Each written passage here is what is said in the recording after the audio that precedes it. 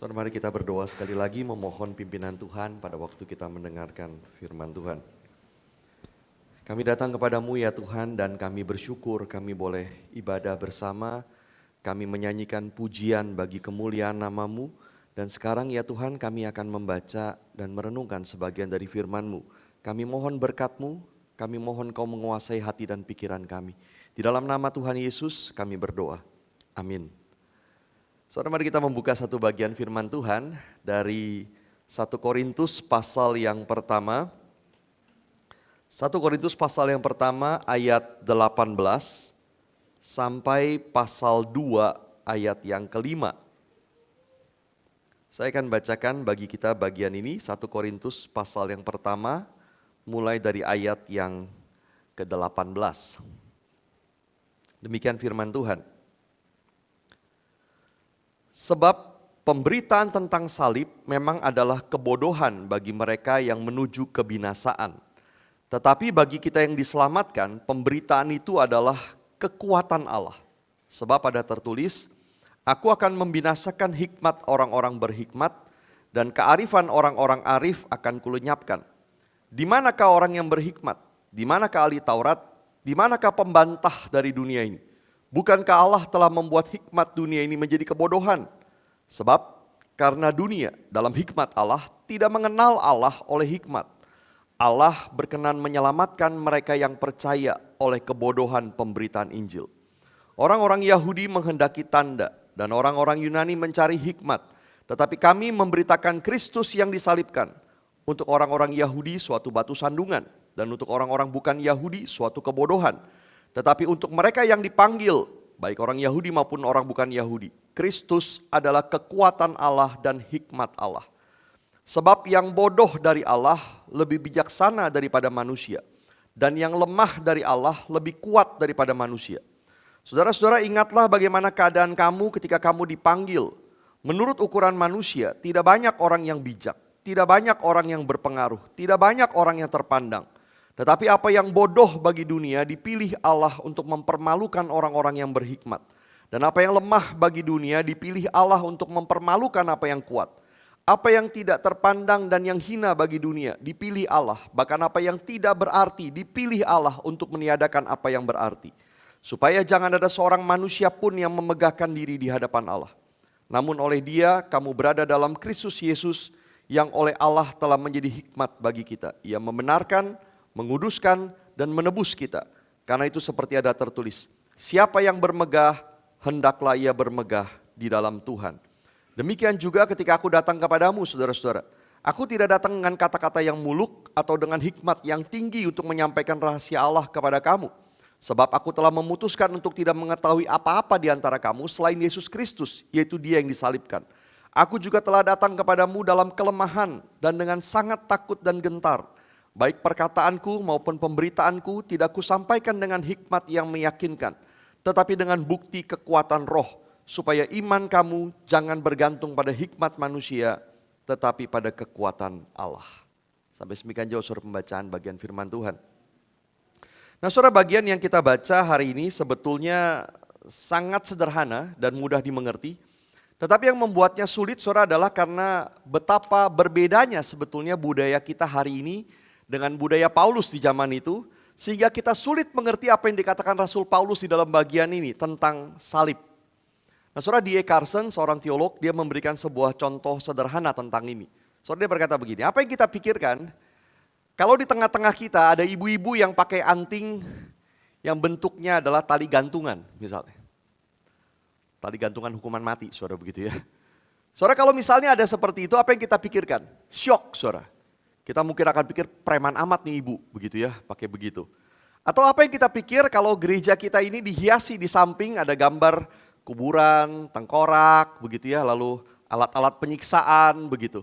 Saudara, kalau kita pasang foto-foto itu di sepanjang dinding, saudara masuk ke ruangan ini mungkin saudara pikir salah masuk. Saudara, kenapa kita bisa rasa begitu? Karena gambaran-gambaran itu sadis dan mengerikan bagi kita.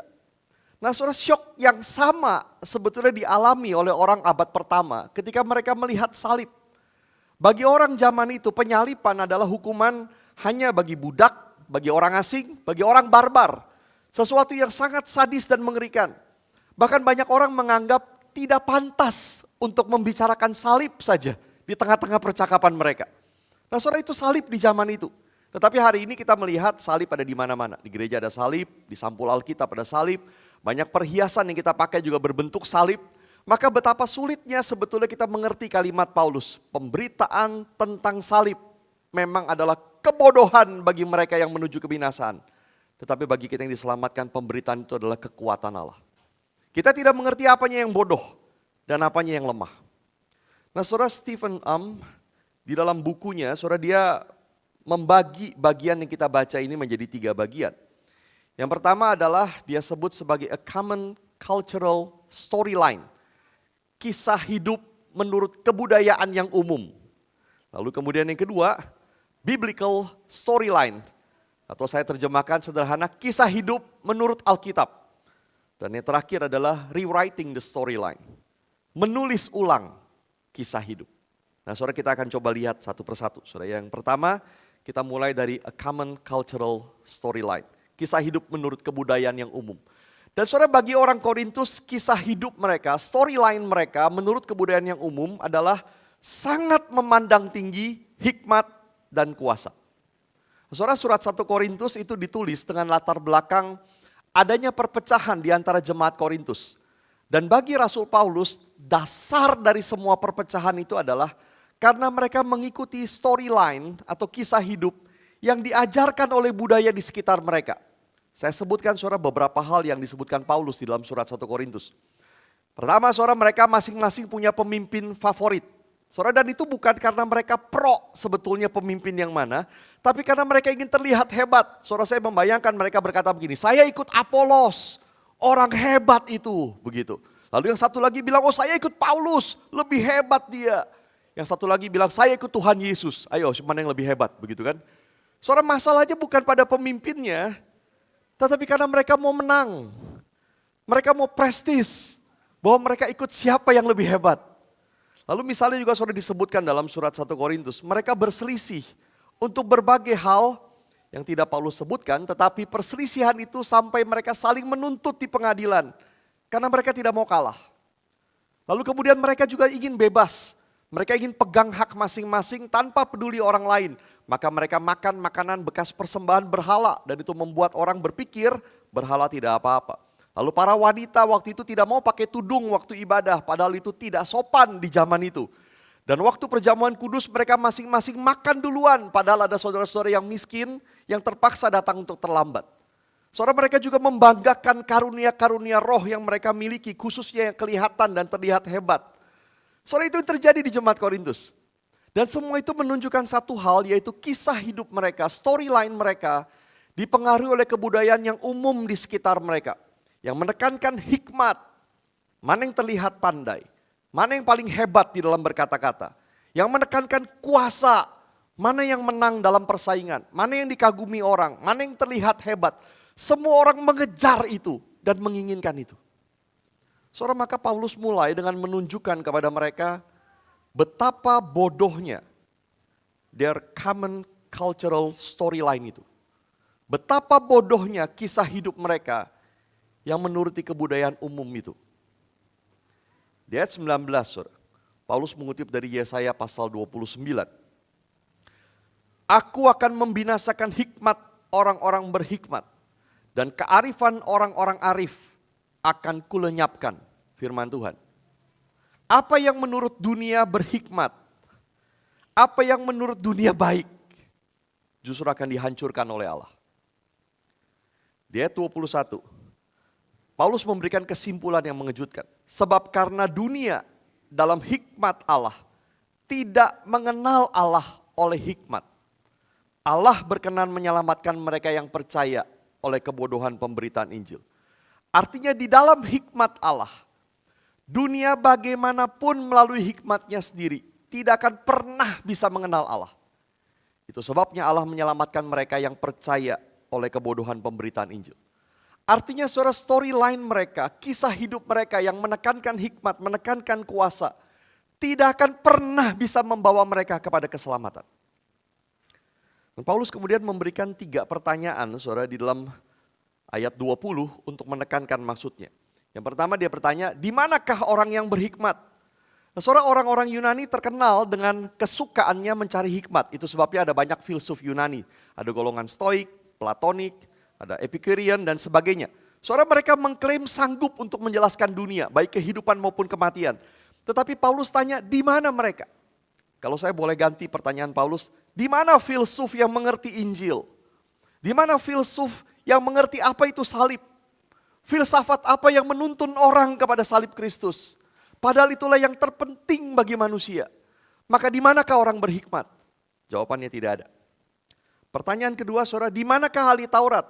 Saudara, orang-orang Yahudi sangat meninggikan Taurat. Mereka mempelajari, mereka menghafal bahkan segala tulisan di dalam Taurat. Tetapi pertanyaan Paulus, di mana ahli Taurat yang bisa mengerti bahwa seluruh kitab suci adalah tentang Yesus yang mati disalibkan? Tidak ada. Agama dan kepercayaan apapun bisa mengajarkan moral yang baik, tapi tidak ada yang bisa mendamaikan manusia dengan Allah. Dan ini pertanyaan ketiga, di manakah pembantah dari dunia ini? Terjemahan lain adalah pendebat atau pembicara. Saudara, orang Yunani sangat meninggikan retorik. Orang yang pandai bicara, orang yang pandai berdebat, orang yang bisa menyampaikan apa saja untuk mempengaruhi orang. Mereka adalah para influencer, saudara, di zaman itu. Tapi apa yang mereka sampaikan, kalimat-kalimat mereka yang indah, quotes mereka yang mungkin keren-keren, tidak pernah menuntun orang untuk mengerti tentang salib. Maka Paulus tanya, di manakah pendebat, pembicara, influencer dunia ini yang mengerti bagaimana manusia berdamai dengan Allah? Tidak ada. Saudara, semua pertanyaan Paulus ini jawabannya sama, tidak ada. Bagaimanapun berhikmatnya, bagaimanapun hebatnya pengetahuan tentang agama, bagaimanapun pandainya bicara seseorang, tidak ada satupun yang mengerti rencana keselamatan Allah melalui salib Kristus. Dan jelas kalau kita balik pertanyaannya, saudara. Ketika orang-orang Yahudi mendengar tentang salib, apa yang akan mereka katakan? Saudara, selama ribuan tahun orang Yahudi menantikan datangnya Mesias yang akan membebaskan mereka dari penjajahan Romawi, pimpin mereka perang, usir Romawi, lalu menjadi raja atas mereka. Mereka menantikan itu, tanda yang penuh kuasa. Mereka merindukan itu. Dan sekarang ketika Paulus memberitakan, Mesias yang kamu tunggu-tunggu itu sudah datang. Dia digantung di atas kayu salib oleh orang Romawi. Itu Mesiasmu. Saudara, apa yang mereka akan katakan? Itukah Mesias? Mereka pasti menolak dia. Dan alasannya, saudara, adalah ayat 22 sampai 23 Paulus katakan orang Yahudi menghendaki tanda. Dan salib bagi mereka bukan tanda yang penuh kuasa, tapi tanda kutukan. Maka sampai kapanpun mereka tidak percaya. Dan ketika orang-orang Yunani mendengar salib, apa yang akan mereka katakan? Satu kali saudara, Paulus sampai di Athena dan dia bicara dengan orang-orang Yunani. Mereka berkumpul ingin mendengar pidato, ingin mendengar apa yang dikatakan oleh Paulus. Dan mereka terus mendengarkan sampai ketika Paulus bicara tentang Yesus yang mati dan dibangkitkan. Mereka langsung berdiri dan meninggalkan dia. Mereka mencemooh Paulus. Bagi mereka itu tidak masuk akal, hanya orang bodoh yang percaya itu. Alasannya adalah Paulus katakan orang Yunani mencari hikmat. Dan pemberitaan salib adalah kebodohan bagi mereka. Saudara, itulah hikmat dunia. Maka Paulus menyimpulkan Allah telah membuat hikmat dunia ini menjadi kebodohan. Karena melalui hikmatnya dunia tidak akan pernah mengenal Allah. Saudara, ini common cultural storyline bagi mereka. Dan saya berpikir, saudara, mungkinkah ini juga adalah storyline bagi kita hari ini. Saudara, seperti orang Korintus, kita juga mungkin tidak sadar kebudayaan umum di sekitar kita sudah sangat mempengaruhi kita di dalam kita memandang kehidupan. Seperti orang-orang Yahudi di zaman itu, saudara, kita mungkin minta tanda yang penuh kuasa kepada Tuhan. Tidak jarang saudara, seorang orang berkata begini, saya akan percaya kepada Tuhan kalau dia sembuhkan saya. Saya akan percaya kepada Tuhan kalau keluarga saya berubah, orang tua saya berubah, anak saya berubah. Saya mau ikut Tuhan kalau Tuhan lakukan dulu ini dan itu. Tuhan berkati saya dulu ini dan itu, baru saya ikut Tuhan. Semuanya sama saudara, sebetulnya dasarnya adalah saya sedang menuntut dia. Saya yang menetapkan syarat kalau dia mau saya ikut dia. Syaratnya dari saya. Dan bagi kita orang Kristen saudara, mengapa sebetulnya kita tidak suka bicara tentang Injil? Berita tentang salib, bahwa kita orang berdosa layak menerima hukuman Allah, tetapi Yesus mati di salib untuk menebus kita. Mengapa kita tidak suka bicara itu, tapi kita lebih suka bicara tentang mujizat, pengalaman supranatural. Kita senang bicara misalnya, tahu nggak, kuasa Tuhan bisa menolong. Saya pernah sakit, saya berdoa lalu sembuh. Oh, kita gampang sekali bicara itu. Waktu malam kemarin saya bermimpi dan Tuhan berkata kepada saya. Dan betul kemudian terjadi. Saudara, dengan mudah kita akan katakan itu kemana-mana. Tapi mengapa kita lebih suka memperkatakan itu? Atau yang lebih sederhana, saudara. Kita lebih suka bersaksi tentang bagaimana setelah kita percaya kepada Tuhan, kemudian Tuhan memberkati kita dengan karir yang baik, jabatan yang tinggi, dagang yang baik, berkat materi. Kita lebih suka bicara itu daripada tentang kita menderita karena Tuhan. Dan Tuhan menyertai kita. Saudara, ini adalah sesuatu yang sangat penting sekali untuk kita pikirkan. Betulkah ini sudah menjadi common cultural storyline bagi kita? Saudara, D.A. Carson memberikan kritik yang tajam begini. Mengapa hari ini gereja senang sekali menampilkan kesaksian orang-orang yang tinggi menurut standar dunia? Kalau ada atlet yang terkenal bertobat, langsung dia diundang kesaksian di mana-mana. Kalau ada penyanyi terkenal, artis terkenal, influencer terkenal menjadi Kristen, langsung diundang kesaksian di mana-mana. Mengapa kita berpikir bahwa pendapat mereka tentang iman Kristen dan pengalaman mereka akan anugerah Tuhan itu jauh lebih berarti daripada orang Kristen lainnya? Kenapa? Atau kalau saya ganti sedikit. Saudara, perhatikan apa yang dibanggakan orang Kristen tentang gerejanya misalnya. Saya nggak tahu saudara apakah membanggakan Grace Life dan seperti apa yang saudara banggakan. Tapi perhatikan apa yang dibanggakan orang Kristen umumnya tentang gerejanya. Gedung yang megah, fasilitas yang baik, band yang keren, atau waktu Natal yang diiklankan ada acara yang wah begitu, menarik sekali. Apakah itu? Atau sederhana saudara, kita membanggakan, di gereja saya ada berita Injil, ada berita tentang salib. Atau mungkinkah saudara kita seperti orang Yunani yang mencari hikmat? Kita membangun struktur pemikiran yang sangat kuat, kita banyak membaca, kita berpikir, kita pandai, kita tahu banyak hal, dan hanya orang bodoh yang percaya pada kekristenan. Maka kalau Allah mau saya percaya, dia mesti tunjukkan sesuatu yang masuk dalam pemikiran saya. Kalau Allah mau saya percaya, dia harus jawab dulu keraguan saya. Dan setelah kita jadi Kristen, kita juga seringkali ingin terlihat hebat. Kita ingin dipandang orang, ada kebanggaan kalau kita bisa sukses, kita bisa dilihat sebagai orang yang berhasil, sebagai orang yang kaya. Di dalam pelayanan pun saudara kita ingin terlihat hebat, punya talenta, dibutuhkan orang. Dan itu kita membangun identitas kita di atas semua itu. Itu storyline kita. Tetapi saudara, ada biblical storyline. Kisah hidup menurut Alkitab. Kisah hidup yang lain. Dan ada dua ciri dari kisah ini yang sangat tidak masuk akal bagi kebudayaan umum dunia. Yang pertama adalah kebodohan. Kebodohan bagi manusia. Saudara, salib itu tidak menarik dan tidak pintar. Orang Yunani saudara menekankan menang di dalam persaingan. Mereka punya gladiator, mereka punya olimpiade, bahkan mereka mengadu filsafat dengan berdebat dan mereka bersaing untuk menang di dalam politik, selalu ingin menang. Dan sekarang mereka mendengar berita tentang Yesus yang harusnya menyelamatkan, tetapi mati di salib. Bagi mereka itu bukan kemenangan, tetapi itu kekalahan dan itu kebodohan. Apalagi kemudian Tuhan minta kita juga berjalan mengikut dia di jalan salib, memikul salib. Mereka tidak bisa terima itu. Tapi Tuhan tidak berusaha terlihat pintar. Tuhan akan berkata memang salib adalah bodoh buat kamu. Tapi apa yang bodoh buatmu, itu adalah kekuatan Allah. Pertanyaannya, maukah kamu percaya? Kamu akan mengalami kuasanya, mendamaikanmu dengan Allah, mengubah hidupmu ketika kamu percaya. Yang kedua, kelemahan bagi manusia. Saudara, Paulus minta mereka ingat keadaan mereka waktu mereka dipanggil. Waktu mereka percaya kepada Yesus. Paulus tanya begini, siapa kamu dulu waktu kamu dipanggil? Tidak banyak dari kamu orang yang bijak, tidak banyak yang berpengaruh, tidak banyak yang terpandang. Paulus tidak berkata tidak ada, tapi dia berkata tidak banyak. Anugerah Allah bisa menjangkau siapa saja. Orang rendah, orang tinggi. Orang terpandang ataupun tidak. Bisa menjangkau siapa saja. Tetapi Allah memilih di awal gereja untuk memulai. Allah memilih untuk beranugerah lebih banyak kepada mereka yang menurut standar manusia tidak tinggi. Untuk apa, saudara? Untuk menunjukkan bahwa Allah tidak pernah memberikan hak istimewa kepada mereka yang tinggi menurut standar manusia.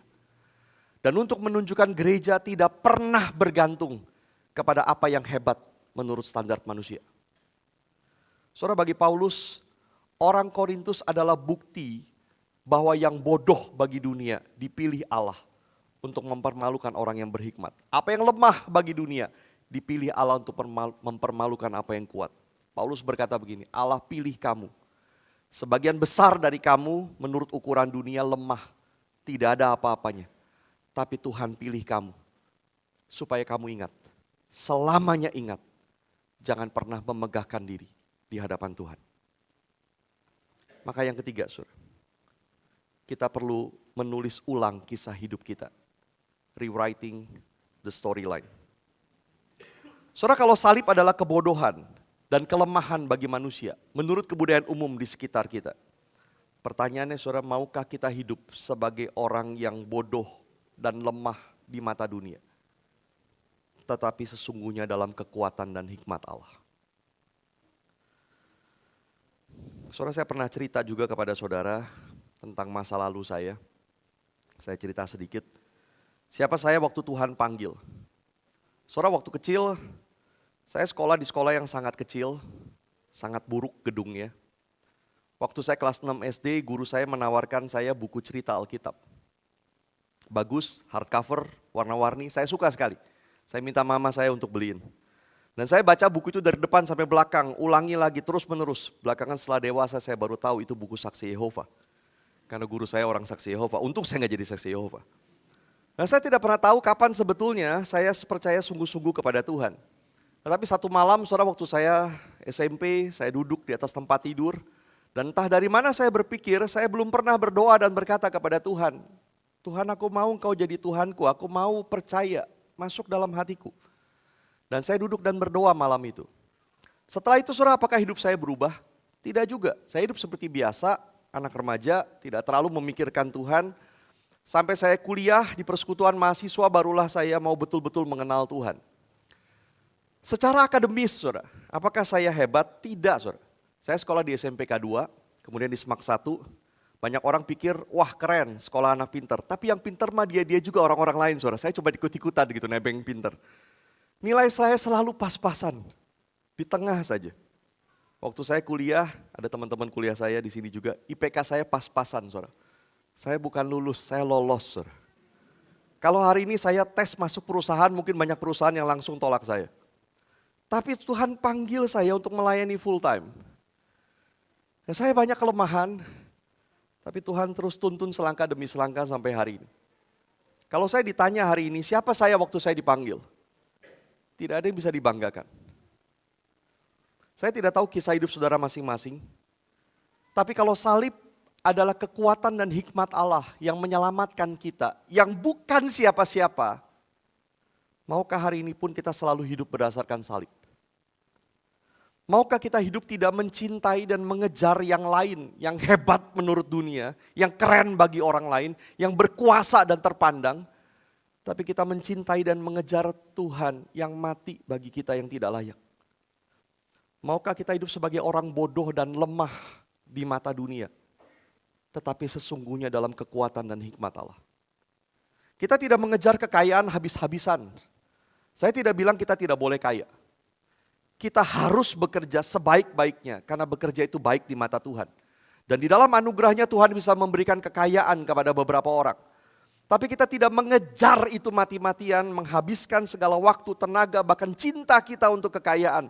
Kita tidak menjadikan kekayaan sebagai mimpi kita, our dream, sesuatu yang memotivasi kita untuk bekerja. Tidak. Teman-teman youth, apa mimpimu? Apakah menjadi kaya, menjadi terkenal? Mengapa bukan salib Tuhan yang menjadi visimu, memenuhi pikiranmu? Orang akan bilang kita bodoh karena mungkin banyak kesempatan kita akan lepaskan.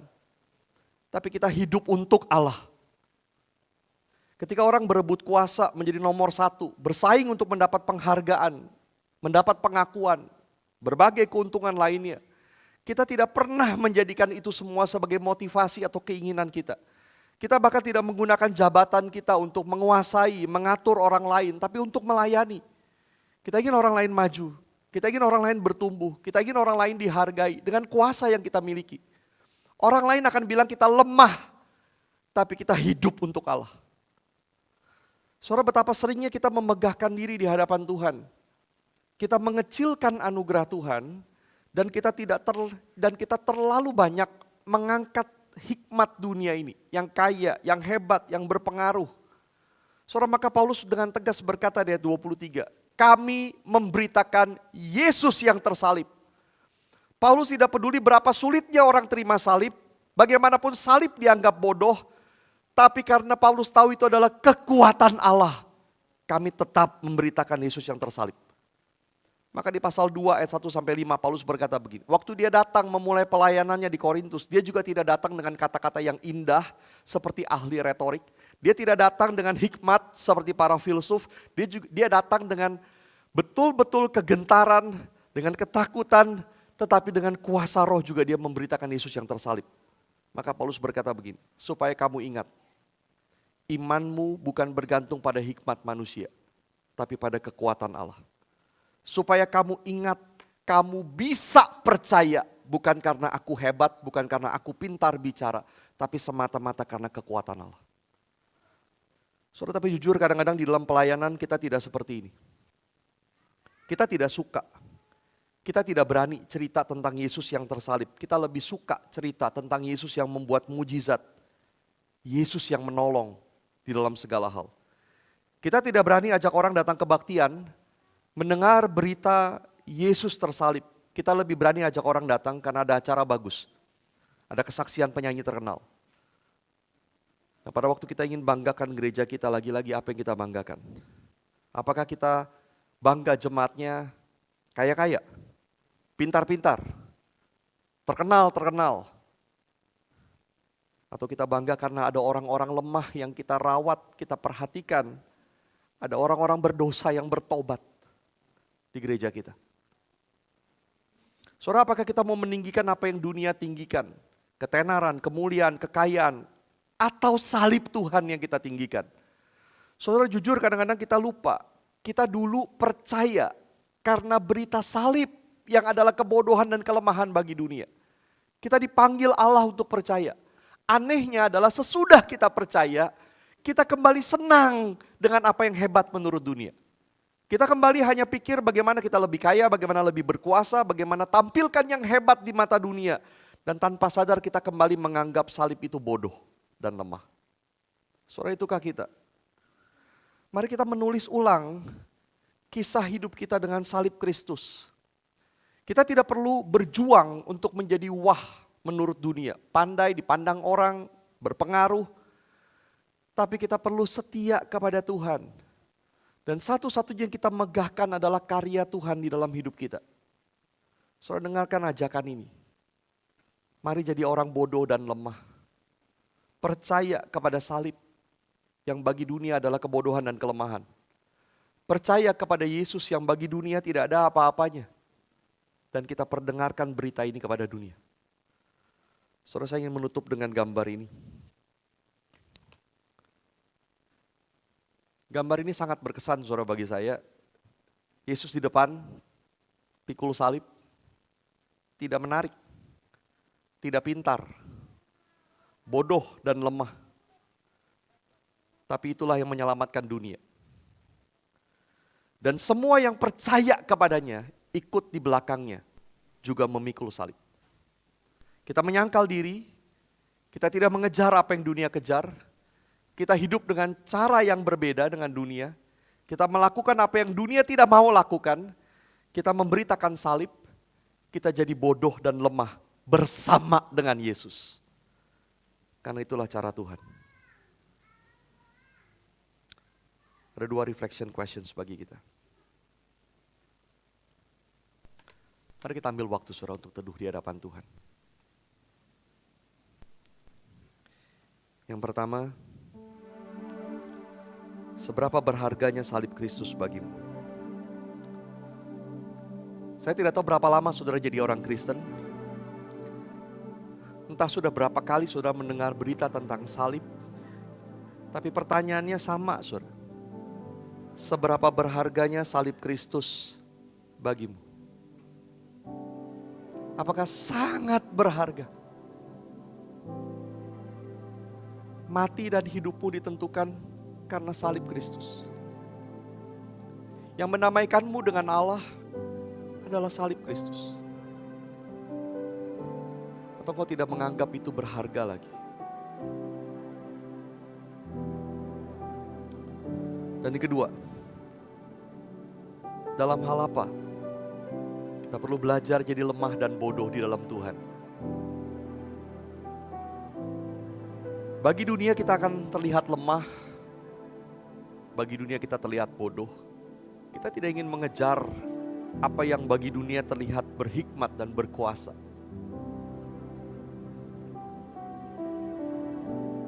Tapi kita menjadi lemah dan bodoh di dalam Tuhan. Karena kita ikut Tuhan. Karena kita memikul salib. Biarlah dunia tidak mengerti dan melihat kita lemah dan bodoh. Tapi sesungguhnya itulah kekuatan dan hikmat Tuhan.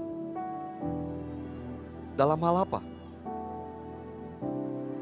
Saudara berdoa kepada Tuhan.